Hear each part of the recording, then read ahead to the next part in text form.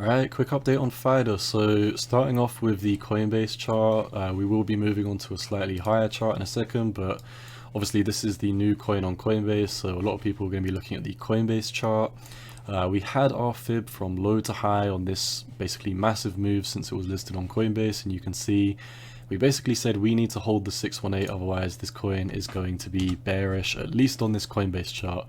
Obviously there's not really much data on here, so we can't really deduce anything now apart from we're probably going to be back testing these lows. That's obviously supported by the bottom of this candle and all of this selling volume that's stepping in. So you can see this is approximately about a 15% drop from where we are now.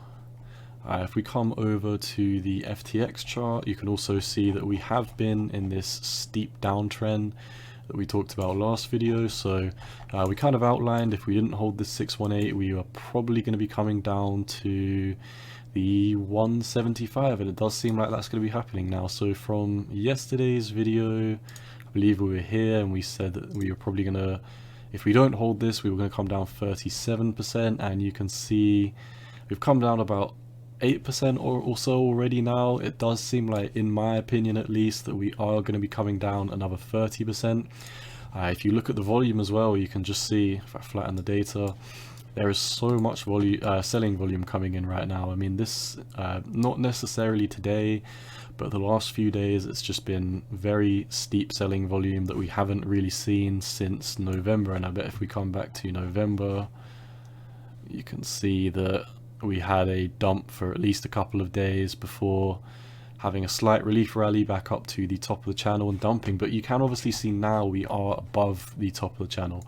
So in the macro term, you can argue that we may be having a trend change, but in the short term, it does seem like we're going to be coming down another 29-30% to back test this level here at 170, 177, 175, depending on which day we come down on. So bear in mind, if we don't bounce on this 177, we are going to be probably falling like a rock again. We would be coming back down below this resistance, and the only target that I really have is $1, which is an absolute steep drop from where we are now. It's about a 60% drop. If we look at the RSI, like I said, the RSI has come up a little bit too fast. Previously we normally do skyrocket, and we don't really have this big downtrend in the RSI, so that is one thing to keep in mind, that we could be dumping another 30%. So yeah, all in all, in the short term, this coin does look partially bearish, because it does seem, in my opinion, like we're going to backtest this 1.77, which is a 30% drop. In the macro term, you can obviously argue that we could be potentially having a trend change, but if we do look at the last time that we had a big pump out of the channel, we had 1-2 green days followed by a quick red day to retest, and the next day we weren't able to hold it, so we came crashing right down. So this is the third day outside of the channel, so I would expect either today or tomorrow that we would be coming down for FIDA.